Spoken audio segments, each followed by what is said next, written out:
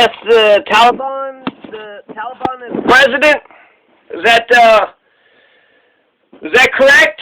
There, Roger O'Malley. The Taliban's president now, right? Okay, so the Taliban is not the president of America, but did you see how easy Kabul fell to the Taliban? All of Afghanistan after 20-year occupation. We had so many more troops. We had all the modern, most technologically advanced weaponry out there. How in the world, since the war in Afghanistan has been exposed to be a house of cards, I'm wondering if all of America, is all of America one big house of cards? Without the police, is civilization a mile wide and an inch thick? The Taliban president now? Because it seemed like all of Afghanistan, they just gave it to the Taliban. So are we supposed to pledge allegiance to the goddamn motherfucking Taliban? Is that what the fuck we're supposed to do? So people want to criticize AOC. They want to criticize AOC and Jamal Bowman and Rashida Tlaib because they voted present. This is, people want to talk about shit that happened fucking 6-7 months ago. But this was a bill that Congress actually passed. So we passed a $2 billion Capitol Police and Security bill. The Department of Defense, DOD, the National Guard, DC, Judicial Security and Prisons.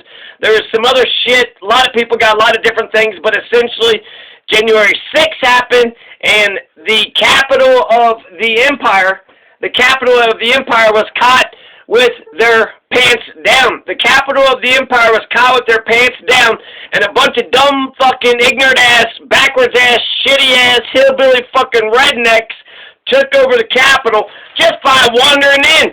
They were lost. It didn't even seem like they were like, is this the Library of Congress? Is this the Smithsonian? They probably don't even know how to spell Smithsonian, let alone, so the Confederate flag, right? So the Confederate flag, all that fucking bullshit. So January 6th, all over a lie, because Donald Trump is a lying piece of shit, a right-wing grifting salesman. He just says what the fuck ever his base wants to hear. And his base want to hear that he won the election, so he told them that he won the election, in spite of it being clearly, what did he say? He says, frankly, I did win the election. It seems like I almost won the election, and frankly, I did win the election. So the tortoise and the hare, right? The tortoise won the election, but the hare almost won the election. Frankly, the hare thinks that the hare won the election, even though the tortoise beat the hare, and the hare, you took that fucking nap and you lost, motherfucker. So we didn't have a January 6th commission. That's fucking bullshit. We should have looked into it. Why did the police stand down? The one and only coup d'etat of America's entire fucking history. This is the capstone of fucking Donald Jefferson Trump. This motherfucker. What a piece of shit. Basically, he's saying, you know what? If you don't re-elect me, America, I don't care if I destroy you. That was Hitler's problem. Hitler was fucking suicidal as fuck. So Hitler was suicidal, and then he was going to drive all of fucking Germany straight into the ground, being suicidal as fuck. We don't need a suicidal fascist in chief. We don't need a suicidal lemming to jump off the cliff. We don't need a motherfucker to lead all the rest of us straight into hell in the handbasket. We don't need anybody to lead us to our fucking doom. I'm sure we could do that ourselves. Our leader is supposed to lead us to the promised land, to the utopia, to make things better. Jesus Christ. So this whole thing is about criticism of AOC's present vote. I would have voted for the $2 billion Capitol Police bill. I've been criticizing police since I've been born. So, but we also got to acknowledge that, we need police. Sometimes we need good cops is what we need. So you could say, okay, I love Fred Hampton. Fred Hampton says, you're either the people or the pig. Well, Fred Hampton and the Black Panthers police the police. And the Black Panthers should have done a better job policing themselves and made sure that the goddamn, motherfucker Judas and the FBI didn't infiltrate them. So the Black Panthers police the police, and they police themselves, and if they didn't, they should have done a better job. But essentially, who's going to stop the fucking Who's going to stop the crime? Who's going to stop the goddamn criminals? And you know what? Pass some kind of bill, Congress. Pass a health care bill. Pass an education bill. Pass a food bill. War and peace bill. Pass a farm bill. Pass some fucking bill, Jesus. Even a crime bill. Crime is bullshit. Fuck crime. Fuck crime. Even a crime bill. Mr. Crime, can't you pass another fucking crime bill? But no, D.C., what the fuck? Basically, Joe Biden is paving the path for goddamn President Sarah Palin, goddamn motherfucking President Marjorie Taylor Greene, goddamn motherfucking President Bill motherfucking Riley. A bunch of dumbass fucking rednecks who probably are illiterate, can't brush their damn teeth, took over the United States Capitol. Jesus Christ, how weak to the world does that look? And frankly, how does that look to you? That looks like, to me, America is a house of cards. America is a cabal. A Kabul. And Kabul fell so damn easily to the Taliban. Would D.C. fall just as easily to the Taliban? So, you know, for North Korea, for Belarus, for Cameroon, for the dictatorships around the world, for all the evil totalitarian regimes, even Russia, I bet Putin was like, Jesus Christ, America. It looks like a bunch of dumbass motherfuckers just took over your capital. I bet Putin has, you know, considered an invasion. And why not? You know, I've been thinking we should go save Russia. He keeps throwing all the opposition in jail. They don't have democracy. It's a totalitarian dictatorship over there. But what are we going to do? Wait for Russia and Cameroon and Belarus and North Korea to come take us over? So the capital had no protection. So if you had a business and there was no security, and then, you know, they fucked you over, you just make sure you're not going to have security. You're not going to get any security. You're just going to keep on getting fucked over. That makes no goddamn sense. There was no police, or the police stood down. There was an order given, and there should be an investigation that should figure out who gave the order to the Capitol Police for them to step the fuck down. Did all of them collectively just said, you know, Trump's the Fuhrer and they're fascist fucks, and they're just going to step down and let these ignorant, backwards-ass fucking dipshit, fucking toothless, illiterate fucks take over the goddamn Capitol? A bunch of Trump motherfuckers that believes lies? They're such dumb, you know, dumbass fucking dipshits. They believe fucking clear lies, something that's blatantly, clearly a fucking lie. They can't distinguish between, so this to the entire world. How weak were we to the entire world? And then let's listen to AOC herself. AOC herself said that she was nearly killed. She was nearly murdered. Let's listen to AOC in her own words.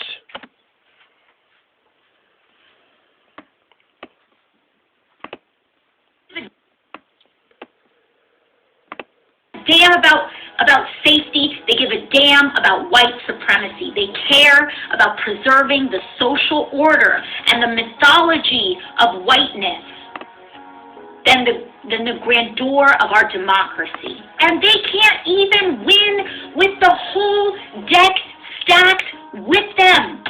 They can't even win with the deck stacked in their favor, and so what they are willing to do is set a match and light our entire democracy on fire, so that they can uphold the social order of white supremacy. That's what this is about.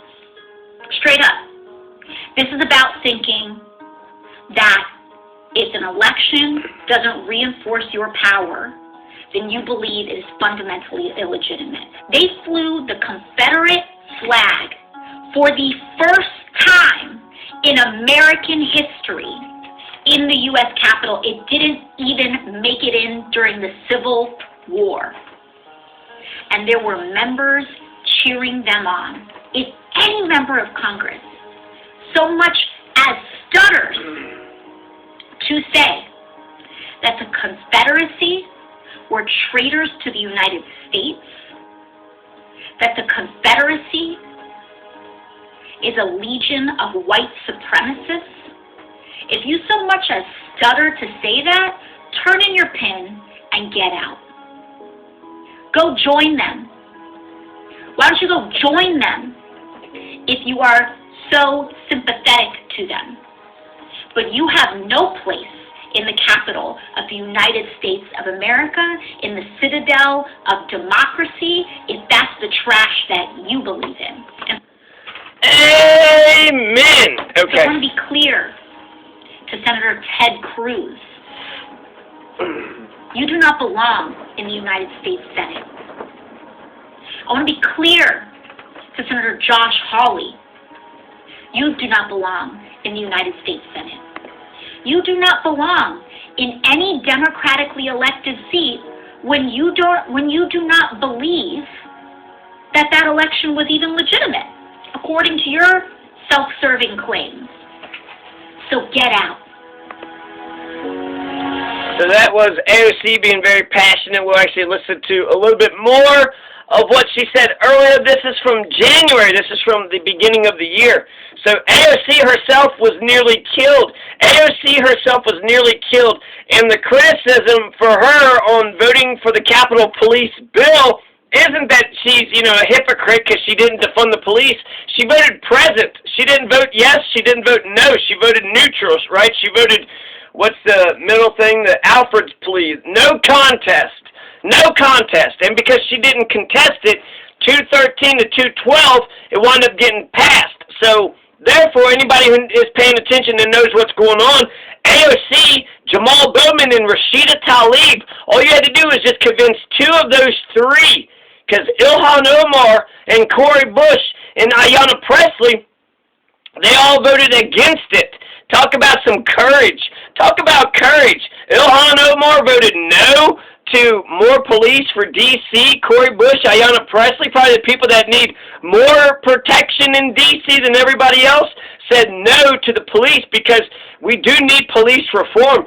So this is courageous. They're voting no to big government. Now, on the flip side, they voted against it. It was 213 to 212. 209 Republicans voted against it, so it was a very partisan thing. So that means Ilhan Omar and Cori Bush and Ayanna Pressley all voted in the same category as the Republicans.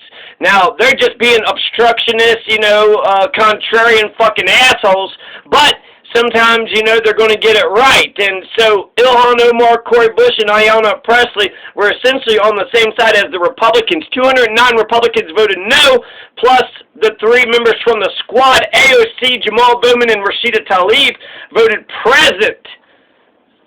So if AOC would have voted yes, she could have tied it, and then that could have changed things. But if AOC and Jamal Bowman would have voted yes, if two of the three, Rashida Tlaib and AOC, Rashida and Jamal, if two out of the three who voted present would have voted no, then the squad would have got their way. And what do we learn from this? We learned that the squad rules Congress.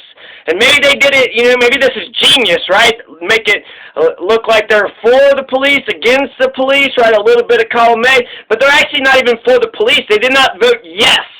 They did not vote yes for the bill. They voted, no, no, and no, and then they voted neutral. So none of this squad put their vote for more police, in spite of AOC nearly getting killed. She almost got killed. And this is the one and only time that America's had a coup d'etat. So $2 billion, 213 to 212, barely passes it. I would have voted for it. I would have voted in favor of it. And so I want to elevate the conversation. This is kind of a stupid fucking criticism. What AOC voted present, she didn't even vote yes. She had the power to, quash it. She could have killed it, but ultimately she about got killed. So, she was kind of for some of the elements. Many members of Congress were almost murdered. Many congressional staffers were almost killed.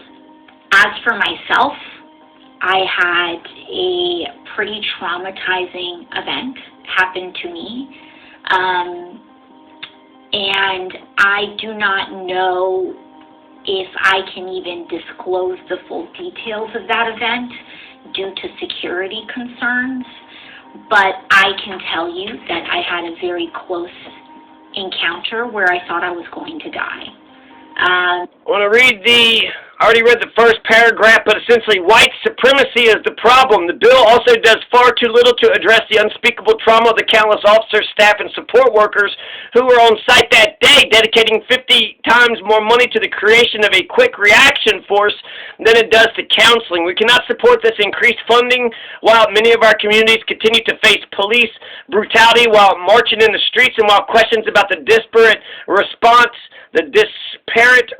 between insurrectionists and those protesting in defense of black lives go unanswered. And that's absolutely true. Ilhan Omar, Cori Bush, Ayanna Pressley all voted no, and this is the reason. While we appreciate the efforts of our colleagues to put forth a supplemental that provides necessary pay to our essential workers, there must be a comprehensive investigation and response to the attack on our capital and our democracy, one that addresses the root cause of the insurrection, white supremacy. This bill prioritizes more money for a broken system that has long upheld and protected the white supremacist violence we saw on display that day. We look forward to working towards systemic policy solutions that meet the scale and scope of the crisis our communities and our nation face. They want to go after white supremacy. They want to go after racist motherfuckers. That's the main thing. Let's look at the white supremacists. So that's why they voted no. So what's the... Yeah, she could have killed it, but you know what? We need the police. There was no security. Look, it was so... God, D.C. was completely fucking naked. D.C. was completely naked. If they won't have a security guard, they don't have nobody guarding the damn place. No Secret Service, no FBI, not even a single police officer. This is insane. That's to the entire world. Look how weak, not only to the entire world, look to the white supremacists, to Donald Trump supporters. They might get emboldened again. Let's just go. I mean, shit, what was the consequences, right? Some of them got arrested or whatever, but it was about the principle, right? It was about the principle of what? Trying to cheat democracy by being a bunch of right-wing fascists, violent, low-life, ignorant-ass motherfuckers that believe any stupid shit that comes out of fucking Donald's mouth. So, more AOC. And all of those thoughts where, at the end of your life, and all of these thoughts come rushing to you. One last point I want to make, people want to say, do you want to live in a world without cops? I think that civilization is a mile wide and an inch thick. If there was no police, then that would be a different world. We would have to, live that way, but we do have police. So what I want is for the police and the system that's already in place to be good, to go after the criminals. Don't protect the criminals in their ranks. Don't allow criminals to get away with their shit amongst the people. Don't allow criminals to get away with their shit that's even involved, that's inside the system. If you're inside or outside the system, you shouldn't be allowed to commit crimes. So people want to ask me for defund the police, which doesn't mean get rid of the police, but I do like the anarchist approach. Could we live together without police? That's without an oppressor? That would be the goal. That's a utopia, and that's fantastic. Do I want to live in a world without cops? I would very much would like something like that in a positive way. But in a way, I already do. I live in a world without cops. I don't have police protection. I'm a man. I don't have police protection. I think I got convinced another fucking man in uniform to stand up and protect me. I haven't been able to do that. Maybe out of what? Maybe on one hand I can count how many times the police have been there for me, but they'll fuck me over in a goddamn heartbeat over, some, speeding violation or some shit. But when I'm saying, hey, major crimes are happening, they're nowhere to be found. And so, Fred Hampton, I feel like when he was 40 years old, if he would have got to be 40 years old, he would have been a Bass Reeves. He policed the police. So I think that there's, an argument to say that we need police and we need police to be good. And maybe we can envision a world where there's no police. We can reimagine the whole thing. I think that's the heart and soul of defund the police. And that's what happened to a lot of us on Wednesday. I know I said I made one point, but this is actually another good point about the police bill, is that it requires the police to wear body cameras. Now across America, you got to wear a body camera. Why? Because the Democrats had passed this bill without the squad. So, the police have to wear body cameras now. So is that D.C.? Is that, I don't know. But the police have to wear body cameras, and they should have to wear body cameras. Not only that, they should have a dash cam, a body camera, and it should be on 24/7 or the entire time they're on patrol. It should be 24/7. Just 24/7. Even their home surveillance system should be tied into the police station. Just anything and everything, just until they're not a police officer no more, because you're a police officer, you're privileged. So you've got to be a good police officer. You have to be a good police officer. You got so much fucking power. So much fucking power. You can't go around getting it wrong. You got to be a good police officer. You're there to protect and serve the public, the people, not just your friends and your cronies, but everybody. And so body cameras is good. Body cameras is a good thing. I did not know if I was going to make it to the end of that day alive. And it is not an exaggeration to say that many, many members of the House were nearly assassinated.